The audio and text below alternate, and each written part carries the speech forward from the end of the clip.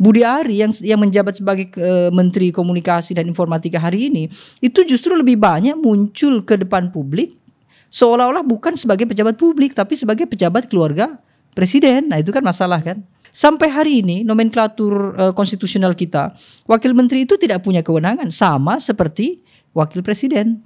Curiga saya adalah jangan-jangan Prabowo Subianto hanya fokus untuk melanjutkan program-program yang intensitas atau orientasi kerjanya itu lekat dengan Joko Widodo, bukan program yang betul-betul dibangun bahwa 5 tahun ke depan kita akan membangun apa, 10 tahun ke depan akan membangun apa, begitu. Membantu rakyat itu dari sisi pemerintah ya, itu tidak cukup dengan itikat baik.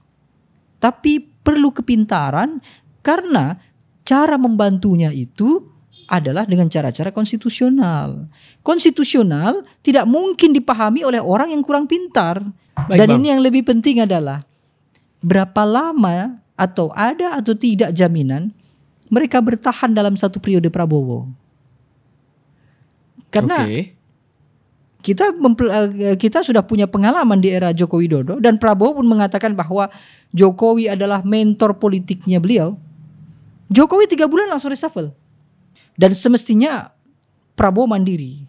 Maksudnya kalau kita lihat latar belakang beliau militer, statement beliau juga tidak jarang sangat keras begitu kan.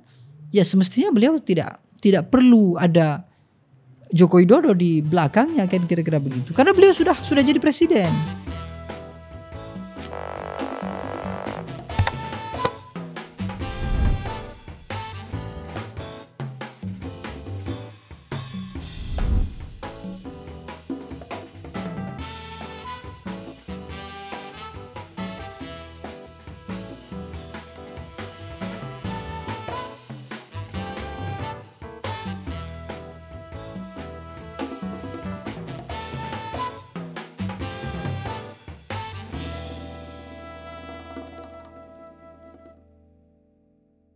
Seperti biasa, podcast PRC Talk akan membahas tentang persoalan politik kali ini.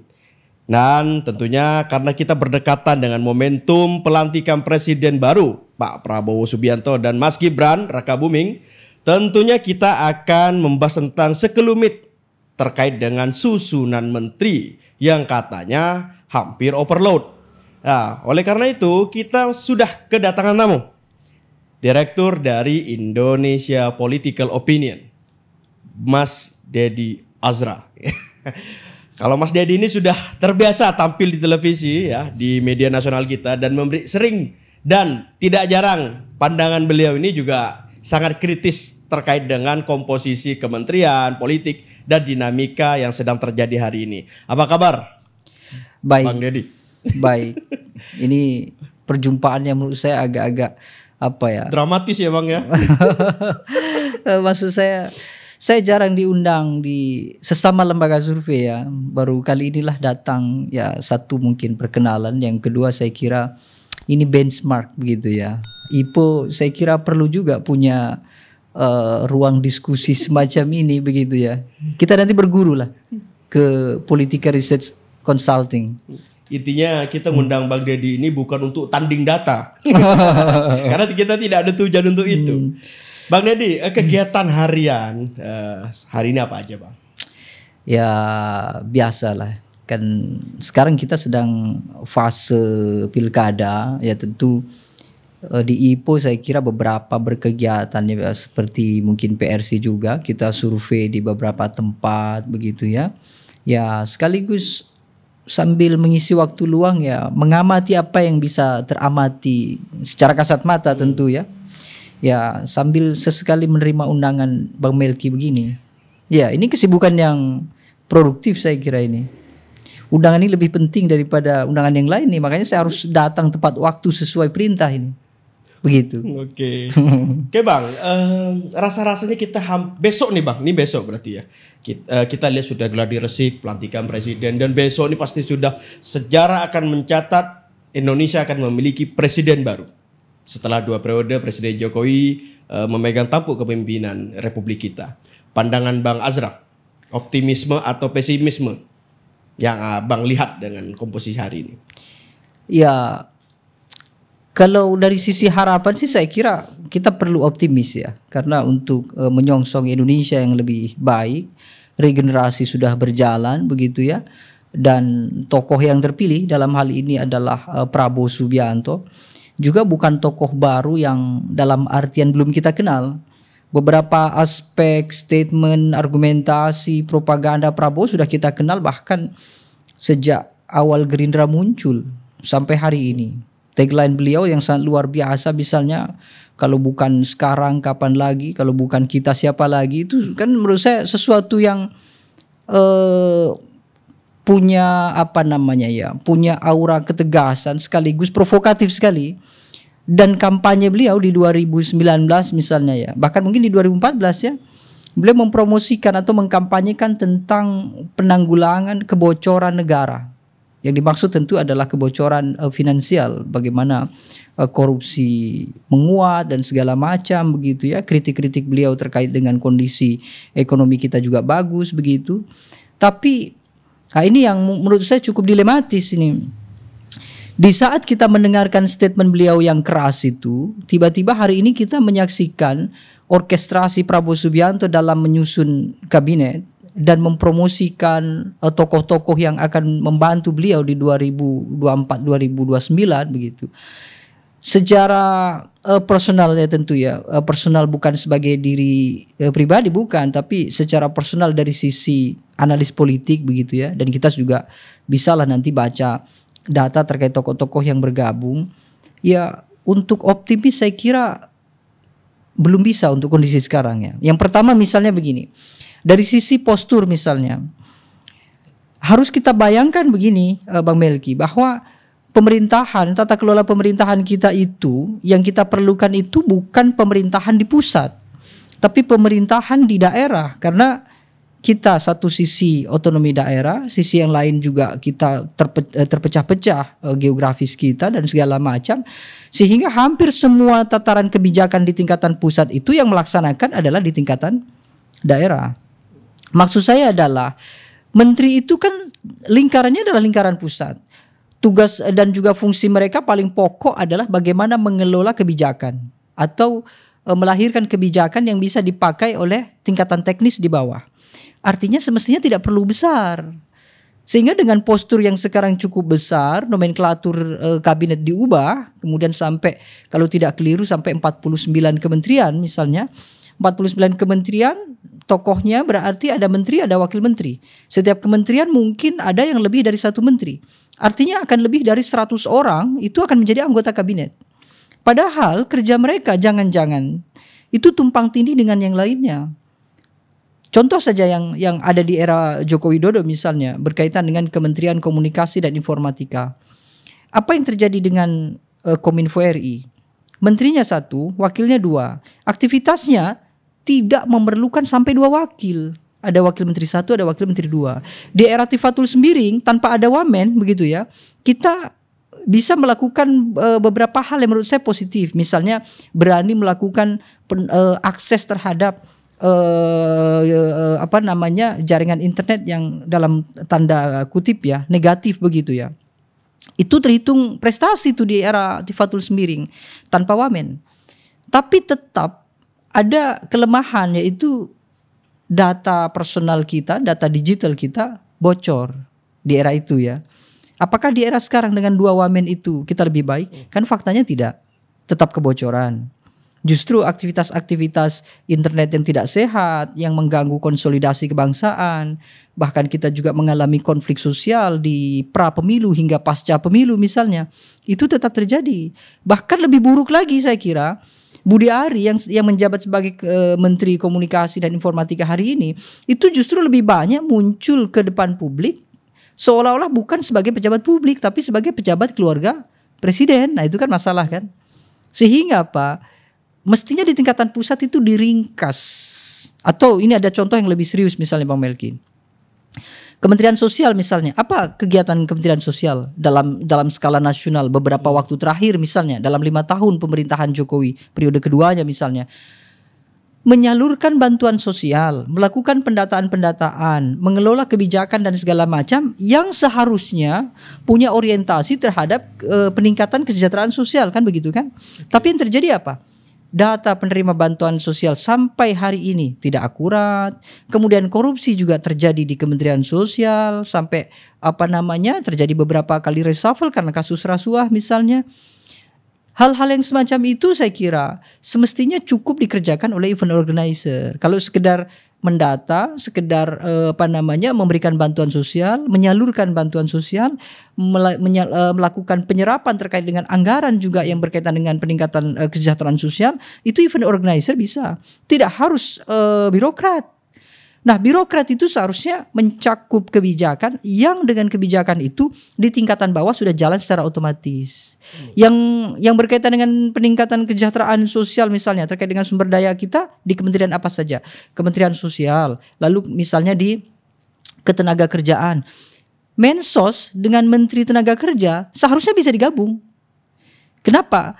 Karena menteri tidak harus ngurusin hal teknis. Dia cukup mengendalikan kebijakan, hal teknis dilakukan di tingkat bawah, bahkan didistribusikan sampai ke tingkatan kepala daerah. Nanti di tingkatan bawah, di tingkatan provinsi misalnya, kota, kabupaten, ada yang namanya kantor dinas. Nah, semestinya yang posturnya besar itu adalah di kantor dinas. Jadi di tingkat kabupaten. Tingkat provinsi. Jadi di pusat gak perlu lah gemu-gemu gitu. Di pusat gak perlu. Apalagi kalau sampai ada wakil menteri. Sampai hari ini nomenklatur konstitusional kita, wakil menteri itu tidak punya kewenangan. Sama seperti wakil presiden. Apa kewenangan wakil presiden? Tidak ada. Sampai kemudian kemarin Joko Widodo mau melakukan wacana misalnya. Oke lah, wakil menteri nanti akan bertanggung jawab terhadap aglomerasi misalnya Jakarta, Jabodetabek plus Cianjur kalau tidak keliru ya. Cianjur mau dimasukkan lagi. Karena kemarin wacananya Jakarta tidak lagi sebagai ibu kota. Jadi dikendalikan oleh Wamen. Tapi itu kan sampai hari ini kan tidak ada undang-undangnya kan. Dan belum tentu juga presiden mau. Kenapa? Karena kalau sampai Wamen diberi kewenangan dan juga kekuasaan, itu juga tidak etis. Kenapa? Karena tidak mungkin dalam satu kekuasaan muncul dua penguasa atau muncul dua matahari kembar. Nanti repot. Mereka akan berkontestasi dalam hari-hari biasa begitu ya, sehingga kita menjadi korban lagi begitu. Oke, Bang Azra. Nah, itu yang saya maksud. Kenapa optimisme sulit terbangun? Dari sisi postur yang besar pasti akan membebani APBN. Yang kedua dari sisi efektivitasnya terbukti justru mereka yang ada di tingkatan pusat harusnya ringkas begitu. Oke. Yang juga paling menarik adalah pernyataan Presiden Prabowo yang selalu sangat tegas terkait dengan penindakan koruptor ketika beliau nanti ini sudah menjabat presiden. Yang menarik Bang, ini kan kalau kita lihat percontohan dari periodenya Pak JK dengan Presiden Jokowi di periode pertamanya. Ketika pembentukan penyeleksian menteri ada perlibatan KPK, PPATK agar komponen menterinya tidak terlibat kolusi dan nepotisme. Betul. Itu kan. Hari ini tidak ada komponen dua ini untuk menyeleksi.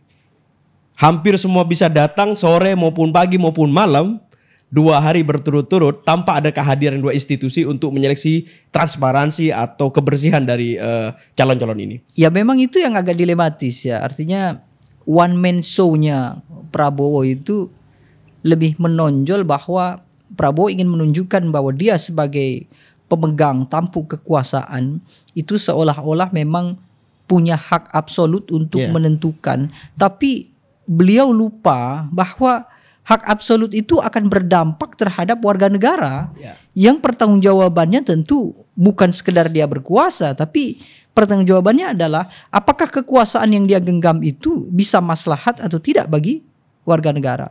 Nah, memang menarik kalau kemudian kita tarik ke belakang di era Wapres Yusuf Kala begitu ya. Dilibatkan PPATK termasuk juga mungkin KPK.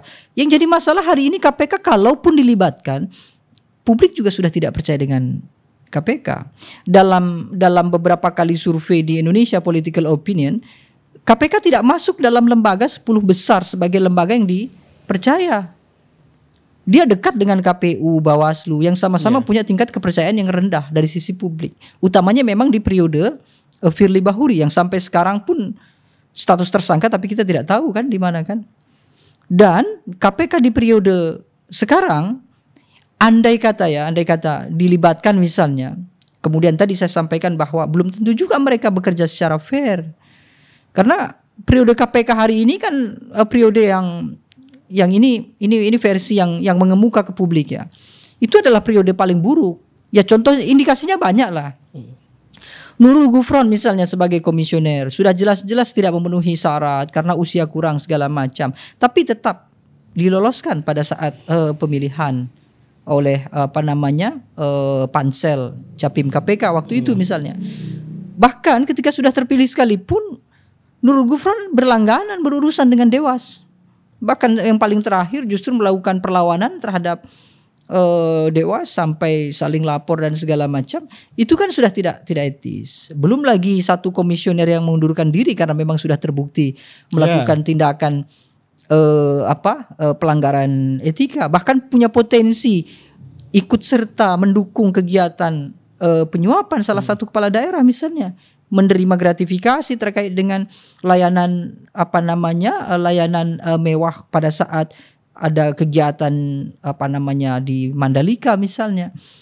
Artinya kalaupun dilibatkan sekalipun tetap saja tidak menjamin bahwa mereka akan bekerja secara fair dan memutuskan gitu ya, atau berani merekomendasikan terhadap Prabowo Subianto, Pak Presiden, bahwa ini ada beberapa tokoh menteri yang dalam radar KPK ini tidak layak karena mungkin punya 1-2 hal begitu ya. Ya kita fair sajalah.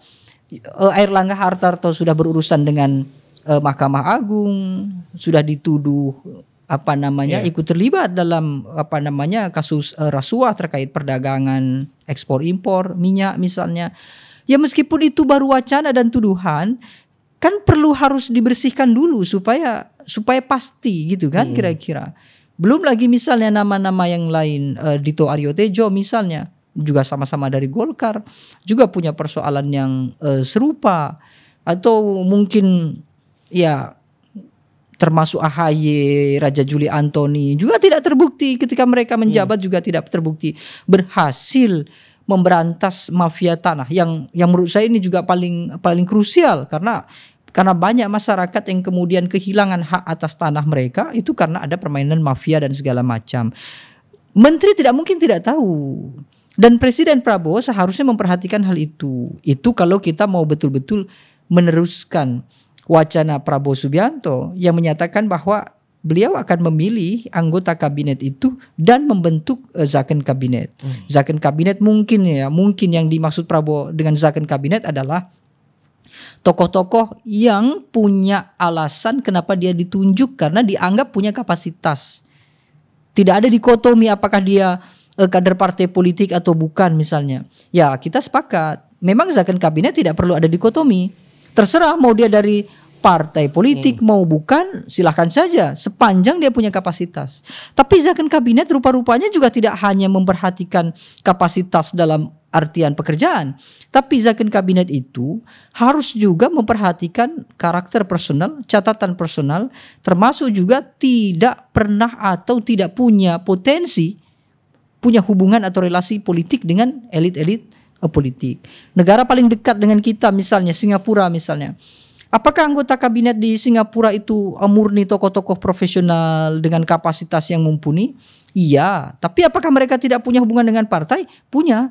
Mereka rata-rata adalah kader partai politik. Anggota kabinet Singapura rata-rata adalah kader partai politik. Tapi memang punya kapasitas. Nah, yang membedakan ini ya. Begitu mereka diberikan mandat gitu ya, termasuk Perdana Menterinya. Begitu mereka diberikan mandat oleh negara untuk mengurus negara, sudah mereka seolah-olah sudah tidak ada hubungan dengan parpol. Sudah tidak lagi ikut campur tangan dengan parpol, tidak punya jabatan penting di parpol dan segala macam. Kalaupun punya pun nanti mereka biasanya akan melakukan siapa yang akan menjadi pelaksana tugas lah kalau seperti di Indonesia. Tapi kalau di Indonesia kan terbalik, Bang Melki.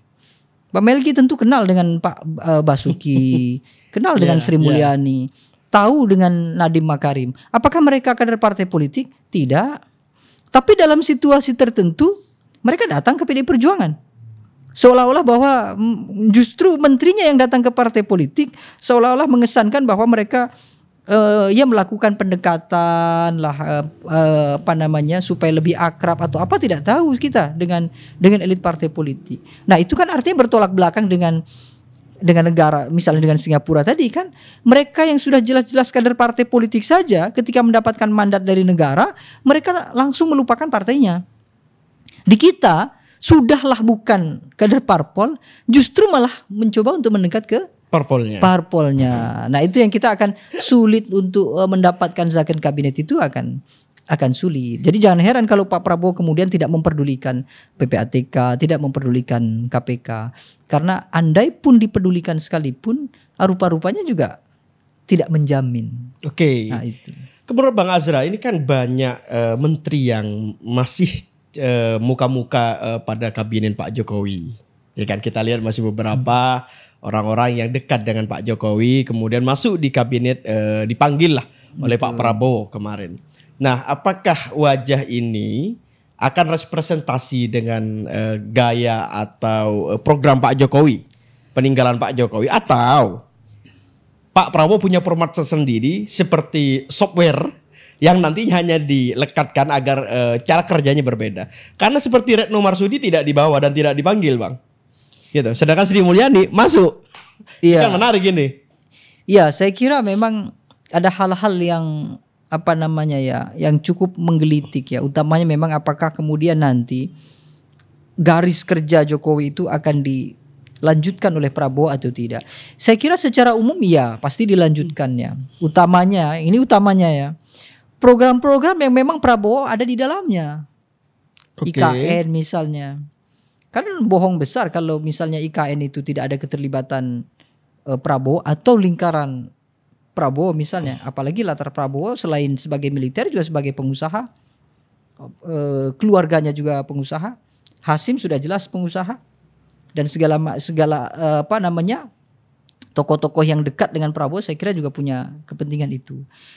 Terlebih juga ini kan tampak dalam pemilihan anggota kabinet yang memang sebagian besarnya, kalau tidak keliru mungkin 15 sampai 16 tokoh di era Joko Widodo akan ikut terlibat misalnya. Ya tentu di luar bahwa mereka juga anggota atau mitra koalisi Prabowo Subianto ya. Tapi kan ada nama-nama yang menurut saya juga tidak terlalu perform juga masuk gitu.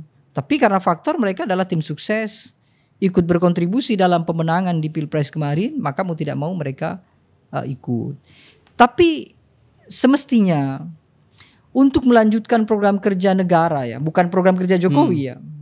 Program kerja negara, pembangunan negara kita itu semestinya sejak era Susilo Bambang Yudhoyono itu sudah dibuatkan formatnya, dalam artian baik itu program dalam jangka pendek begitu sampai yang program jangka panjang nasional misalnya. Itu sudah ada semua. Cuma memang hari ini itu sudah tidak jelas arahnya. Dulu di era sebelum Jokowi, ketika SBY memimpin, Bappenas itu punya kewenangan yang cukup konkret. Bagaimana merencanakan program kerja yang harus dijalankan oleh semua menteri-menterinya. Musrenbang betul-betul dijalankan sesuai dengan fungsinya pada saat itu. Di era Jokowi tiba-tiba Bappenas, Kementerian PPN Bappenas sudah tidak lagi mengelola anggaran. Semuanya dipusatkan di Kementerian Keuangan. Sehingga Bappenas juga saya kira hari ini rencana-rencananya juga sudah tidak lagi banyak dijalankan. Terbukti misalnya tiba-tiba muncul IKN misalnya. IKN itu adalah program yang memang tidak ada dalam janji kampanye, sekaligus tidak ada juga dalam prolegnas. Sehingga legislatif sekalipun begitu ditodong bahwa ini akan ada IKN, segera buat undang-undang, hasilnya kan cukup instan sekali. Bahkan kepala badan otorita yang pertama itu sudah menyatakan pesimis dengan keberlanjutan IKN. Sudah mulai diturunkan lagi standarnya. Yang semula optimis bahwa IKN akan menjadi ibu kota negara baru bagi Indonesia gitu ya. Sekarang sudah diturunkan lagi menjadi twin cities misalnya. Ya setara dengan Jakarta misalnya. Jakarta tetap sebagai ibu kota begitu. IKN itu sebagai kembarannya Jakarta misalnya. Nah itu kan menunjukkan bahwa memang lebih banyak program-program Presiden Joko Widodo itu yang muncul secara tiba-tiba. Nah, curiga saya adalah jangan-jangan Prabowo Subianto hanya fokus untuk melanjutkan program-program yang intensitas atau orientasi kerjanya itu lekat dengan Joko Widodo, bukan program yang betul-betul dibangun bahwa 5 tahun ke depan kita akan membangun apa, 10 tahun ke depan akan membangun apa, begitu. Jadi program Indonesia Emas 2045 itu sekarang saya kira sudah tidak ada peta jalannya. Jangan-jangan lah ya, dengan kondisi yang sekarang kita saksikan. Jangan-jangan Indonesia Emas 2045 ya itu bergantung bagaimana nanti kemudian Prabowo mendapatkan ide di tengah-tengah pada saat dia memimpin. Sama seperti ketika Presiden Joko Widodo di tengah-tengah perjalanan berkuasa punya ide. Cipta Kerja misalnya, oke, munculkan. Dianulir oleh MK, oke, tidak peduli, harus dipaksa supaya muncul. Sampai hari ini begitu kan? IKN juga saya kira begitu. Bukan berarti kita menihilkan prestasi Jokowi, bukan. Tapi dari sisi tata kelola negara, apa yang dilakukan oleh Joko Widodo itu tidak bisa diikuti oleh presiden berikutnya. Kenapa? Karena Jokowi tidak membuat pakem. Sehingga nanti orientasi orang bekerja itu ya misalnya kemarin ya hanya Jokowi saja yang tahu besok akan berbuat apa. Nah, ini jangan sampai terjadi. Nanti Prabowo ke depan itu menteri-menterinya juga tidak tahu apa yang menjadi prioritas presiden, kan kira-kira begitu. Apalagi terlalu banyak, partainya banyak, kepentingannya juga berbeda-beda. Satu sisi kita khawatir kalau para menteri tidak konsolidatif begitu ya. Yang kedua kita khawatir kalau di antara menteri-menteri itu, utama yang dari kalangan partai politik, mereka justru berkompetisi, saling menjatuhkan menteri yang lain karena faktor beda parpol. Nah, itu akan merepotkan sekali. Oke, tapi menurut Bang Azra, kita lihat juga beberapa komposisi partai menteri yang sudah mulai agak sedikit dibangun. Walaupun kita belum dapat kepastian posisi sebetulnya dari tokoh-tokoh yang sudah hadir di Kartanegara kemarin. Tapi ada nama yang kita butuh diskusi untuk serius. Apakah ini bagian dari komitmen Pak Prabowo untuk menghadirkan tokoh yang kompeten, atau ini sebagai bagian dari taktik politik ya, seperti hadirnya Veronica Tan? Ya, mantan istrinya Pak Ahok misalnya. Ramai sebetulnya yang menyampaikan pendapat gitu ya, sekaligus yang meminta pendapat soal itu juga ya cukup riuh lah. Memang ini cukup dilematis ya. Satu sisi yang ini kan wacananya Veronica Tan itu akan ditempatkan di pemberdayaan perempuan misalnya. Kalau kita mau telisik dari sisi kapasitas misalnya untuk pemberdayaan perempuan dalam skala nasional, dan kita harus kembali lagi ke muka diskusi kita tadi ya, bahwa saya katakan kementerian itu tidak seharusnya mengurusi hal-hal yang sifatnya event. Karena kalau mereka akan fokus pada persoalan-persoalan event, ya itu event organizer saja. Tidak perlu seorang menteri. Seorang menteri saya kira mereka harus mapan dalam pemahaman kebijakan, sekaligus mereka tahu kebijakan seperti apa yang bisa dijalankan oleh turunannya di bawah sampai di tingkatan daerah misalnya.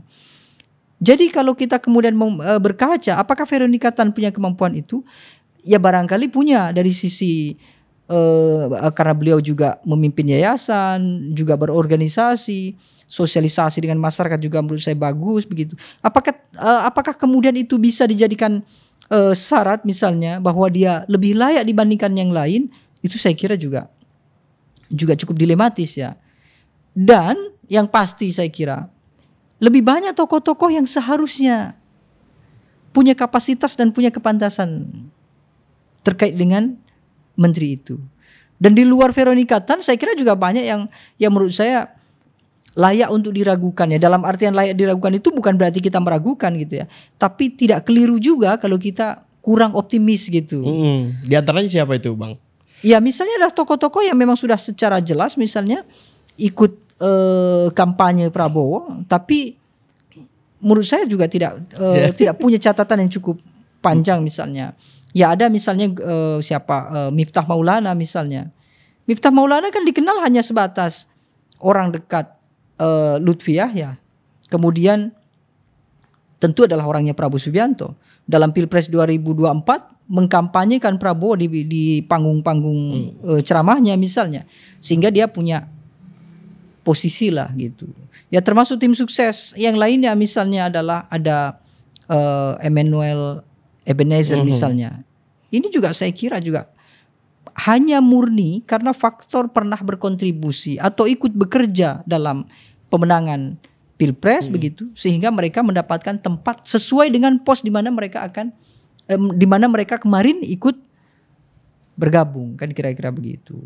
Karena kalau secara khusus misalnya ya, orang-orangnya Presiden Joko Widodo atau orang-orang yang pernah menjadi menteri, apakah banyak yang kemudian seharusnya gitu ya ikut dipanggil kembali untuk memperkuat kabinet Prabowo Subianto? Ya menurut saya juga banyak. Ya salah satunya misalnya adalah tadi yang abang sebut misalnya Retno Marsudi misalnya, yang sudah terbukti lebih banyak beraktivitas dibandingkan berbicara begitu ya. Dan memang aktivitas beliau memimpin Menlu juga saya kira juga adalah torehan-torehan yang bisa dijadikan sebagai alasan kenapa beliau seharusnya lebih layak dibandingkan yang lain begitu ya, tentu di bidang beliau begitu.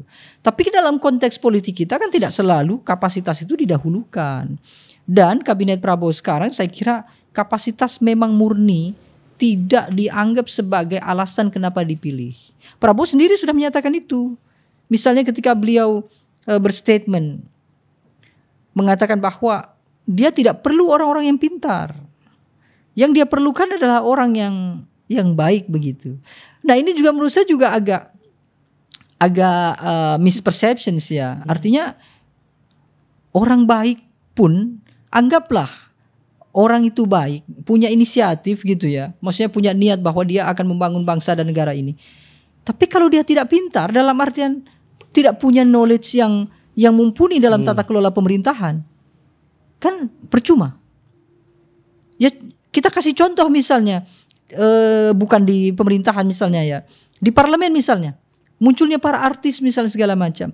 Apakah artis-artis itu tidak punya niat baik? Punya, tidak mungkin tidak punya. Betul. Namanya orang secara naluriah namanya orang baik ya. Ini kita mendiskusikan bahwa Prabowo mencari orang baik ya. Pasti punya naluri. Oh ini rakyat susah perlu dibantu segala macam. Pasti punya keinginan itu. Yang jadi masalah adalah kalau dia tidak tahu caranya. Bagaimana cara membantunya? Kalau dia menolong secara pribadi tentu tidak akan berdampak kepada yang lain. Sehingga mau tidak mau ya dengan terpaksa tentu tidak sepakat dengan syarat Prabowo Subianto bahwa dia tidak mencari orang pintar, tapi mendahulukan orang baik. Yang dicari adalah orang pintar sekaligus baik, kan begitu harusnya kan? Sementara Prabowo kan membandingkannya tidak begitu. Untuk apa cari orang baik kalau hatinya busuk begitu kan? Ya lebih baik mencari orang baik dibandingkan meskipun tidak pintar. Ini dua-duanya menurut saya kan mubazir kan. Dua statement yang menurut saya sia-sia tapi dipakai. Harusnya kan pilihannya adalah kalau bisa mencari orang pintar yang baik, ya kenapa harus mencari orang yang tidak baik dan bodoh, kan begitu kira-kira. Nah itu menurut saya perbandingan yang fair saya kira begitu. Kenapa? Karena membantu rakyat itu dari sisi pemerintah ya, itu tidak cukup dengan itikat baik, tapi perlu kepintaran, karena cara membantunya itu adalah dengan cara-cara konstitusional. Konstitusional tidak mungkin dipahami oleh orang yang kurang pintar. Kenapa? Karena ada birokrasi, kemudian nanti ada diplomasi, ada lobby politik, dia harus bisa meredam keinginan atau hasrat dari elit parpol, dia juga harus bisa menjelaskan kepada presiden, dia sendiri juga harus selamat dalam artian dalam penggunaan anggaran dan segala macam, dia tidak salah langkah sehingga terciduk KPK. Nah itu yang saya maksud bahwa orang baik tidak cukup itu. Karena memang butuh proses. Menurut Bang Azra kan kita lihat beberapa nama yang hadir juga cukup kompatibel Bang. Ada Pak Yusril, calon Menko. Kemudian ada seorang profesor dari Nanyang University, Tsinghua University, ya kan? Ada juga kita lihat hadirnya Nazaruddin Umar untuk Kementerian Agama. Ada Prof Abdullah Mu'ti. Ini kan saya pikir kemudian ada Yaserli dari alumni ITB itu. Ini kan saya pikir Pak Prabowo juga serius untuk di bidang riset, pengembangan teknologi dan kemudian pengembangan pendidikan. Dan ini kan menjadi pertanyaan juga kalau memang seberapa besar perbandingan antara tokoh profesional dengan partai, Bang? Pengaruh. Ya, memang ini menarik ya, karena satu sisi kita lihat beberapa orang, misalnya Abang sebut tadi ada Abdul Mukti, Yasserli, memang orang-orang yang cukup dikenal lah, punya integritas sekaligus punya kapasitas begitu. Tapi bidang-bidang mereka, apakah bidang-bidang yang berdampak secara langsung bagi kepentingan warga negara dan kepentingan warga negara yang utama, yaitu soal kesejahteraan dan lain-lain. Nazaruddin Umar punya kapasitas dan segala macam, besar kemungkinan akan ditempatkan dalam bidang agama, betul kan? Agama, saya kira dampaknya tentu adalah urusan agama. Tidak akan mungkin andai ada orang yang tidak mengerti agama ditempatkan dalam aspek agama, itu besar kemungkinan tidak akan banyak terjadi kerusakan. Kenapa? Karena warga negara kita kalau dari sisi agama rata-rata memang sudah mapan, begitu. Ini kan yang perlu diurus dan memang perlu membutuhkan orang-orang yang betul-betul bekerja, gitu ya, visioner, punya gerakan yang cepat, adalah bidang-bidang yang punya dampak terhadap kesejahteraan. Mereka yang mengelola sumber daya misalnya, mereka yang mengelola sumber daya alam termasuk juga dengan sumber daya manusianya. Mereka yang mengelola pendistribusian hasil kekayaan negara menjadi atau terkonversi nanti menjadi kekayaan publik misalnya. Bidang-bidang itu yang kita perlukan supaya diisi oleh orang-orang prioritas. Dalam artian orang prioritas adalah yaitu tadi tokoh yang satu sisi punya integritas yang baik, kemudian juga punya kapasitas yang mumpuni. Tapi kalau di bidang agama, kemudian nanti di bidang pendidikan, nanti di bidang riset misalnya, mereka akan berkoordinasi dengan kementerian yang lain. Salah satunya misalnya di bagian penganggaran misalnya.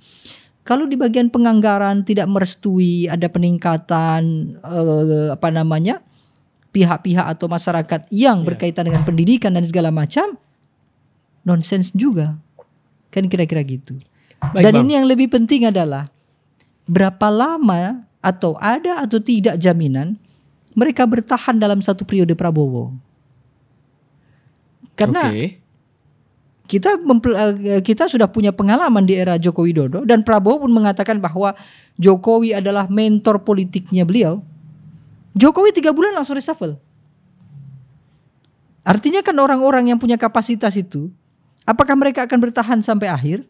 Atau itu hanya sebagai lip service untuk di awal begitu ya, untuk etalase. Oh ini penyusunan kabinet, orang akan memuji begitu. Tapi 1 bulan 2 bulan tahu-tahu reshuffle.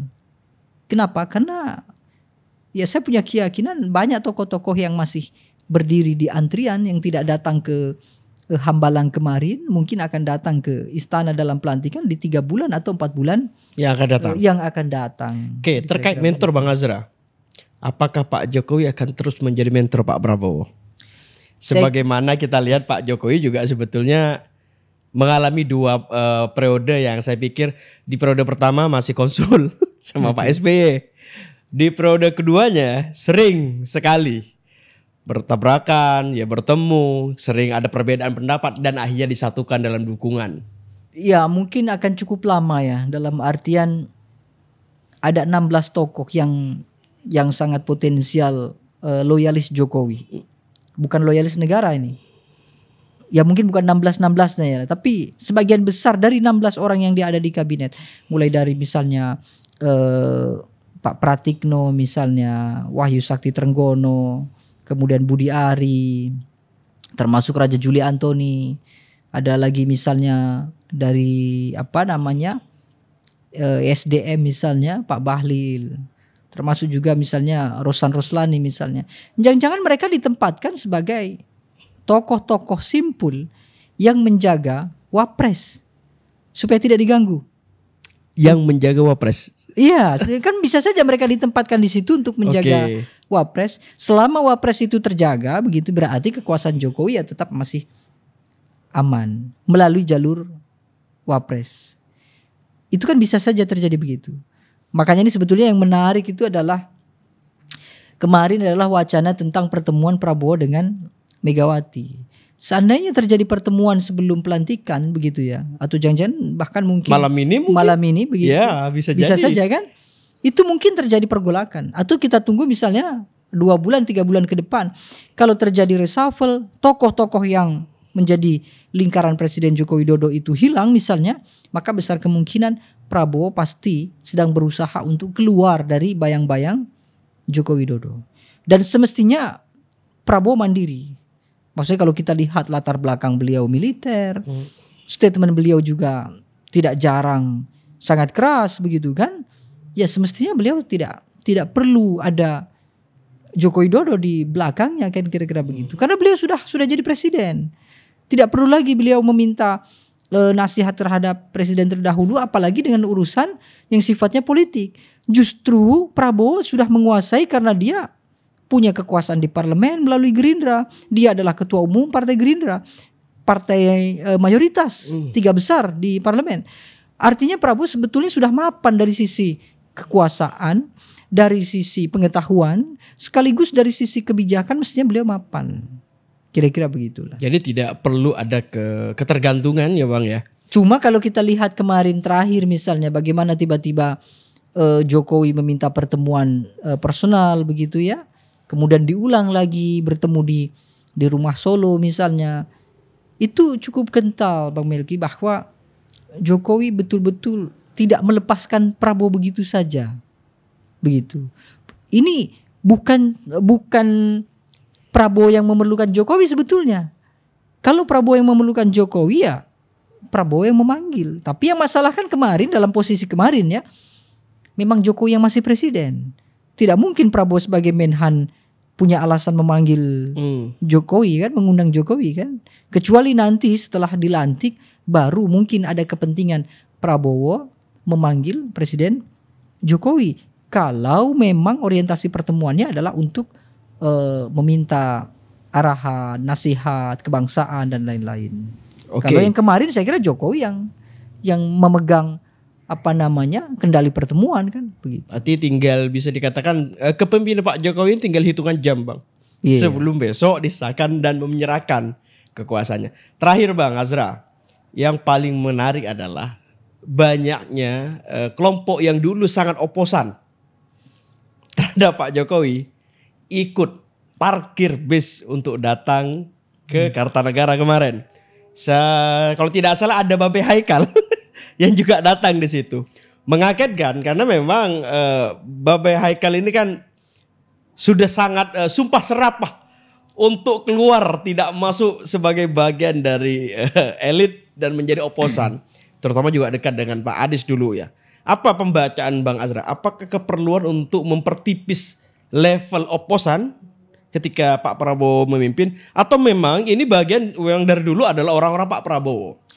Ya memang ini tokoh-tokoh politisi tanpa parpol ini ya. Ini memang cukup meresahkan sebetulnya.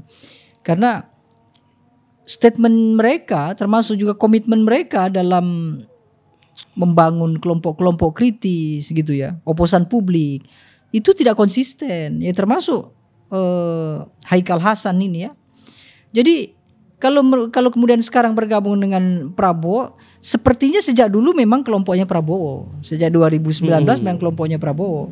Dan semakin intens menjadi tim pemenangan dan segala macam, ya saya kira ya sah-sah saja dari sisi kontribusi politik begitu ya, kemudian bergabung dengan Prabowo. Yang kurang tepat itu sebetulnya adalah partai-partai politik yang pada saat di Pilpres 2024 kemarin berseberang, tiba-tiba mereka bergabung, itu tidak etis sebetulnya. Ya tidak hanya di pemilu 2024, tapi di Pilpres sebelumnya semestinya ini menjadi kritik bahwa begitu mereka kalah di Pilpres, ya sudah mereka harusnya fokus di parlemen, kira-kira begitu. Kalau sekarang kan tidak. Beruntunglah kita tiba-tiba ada Nasdem misalnya yang menolak bergabung dengan kabinet. Tapi celakanya adalah Nasdem sudah deklar. Dia mendeklarasikan bahwa meskipun dia tidak ada di kabinet, dia tetap akan mendukung pemerintahan. Nah, yang jadi masalah adalah mendukung pemerintahan ini itu dalam bentuk yang seperti apa. Kalau mendukung dalam artian apa yang dikatakan oleh pemerintah dia iakan gitu ya, artinya posisi partai-partai di parlemen hanya sebagai lembaga stempel saja. Nah, ini yang merepotkan. Karena kekuasaan itu kemudian satu tidak ada kontrol, kedua tidak ada pengawasan. Ya, sisanya mungkin saya kira pemerintah seolah-olah justru punya kekuasaan berlipat, karena satu sisi mereka berkuasa menentukan kebijakan, sisi yang lain mereka bisa mengendalikan parlemen. Nah, ini yang akan merepotkan. Artinya pemerintahan Jokowi akan terulang lagi, misalnya bagaimana tadi yang kita contohkan, ada UU IKN yang sudah dianulir oleh MK karena alasan-alasan yang tidak berpihak pada kepentingan publik. Tapi karena itu adalah kepentingan pemerintah, inisiatif pemerintah, pemerintah kemudian memaksakan dengan jalur yang lain sampai kita sekarang punya yang namanya UU IKN itu. UU Cipta Kerja itu. Termasuk juga dengan UU IKN yang menurut saya sangat cepat sekali dalam prosesnya dan segala macam. Nah, ke depan saya kira lebih banyak hal-hal yang semacam itu yang terjadi. Nah, itu yang cukup mengkhawatirkan oposisi. Sudahlah nuansa oposisi ya. Kalau oposisi kan memang tidak ada di sistem negara kita, sebetulnya tidak ada. Tapi nuansa oposisi itu sudah hilang begitu ya. Kekuasaan kemudian agak agak overpower lah gitu kira-kira. Oke, terima kasih Bang Dedi, ini sudah sangat luar biasa. Hampir 1 jam teman-teman kita berdiskusi soal masa depan Republik kita. Tapi tentunya kita berdua sepakat bahwa kita berharap bahwa Pak Prabowo dan Mas Gibran punya komitmen khusus untuk menjaga Republik ini dengan catatan kabinetnya harus bekerja dengan maksimal. Betul. Karena Pak Prabowo seperti dikatakan Bang Dedi tadi sudah sangat mapan untuk fleksibel karena tidak terbebani apapun. Partai seharusnya punya, kemudian jadi presiden, ketua umumnya, dan kemudian apapun dia memiliki untuk akses itu. Dan kita berharap teman-teman bahwa pelantikan besok menjadi momentum balik untuk Republik kita menuju Indonesia yang lebih baik, kemudian Indonesia sejahtera sesuai komitmen Pak Prabowo untuk memajukan Indonesia menuju tahun emasnya di 2045.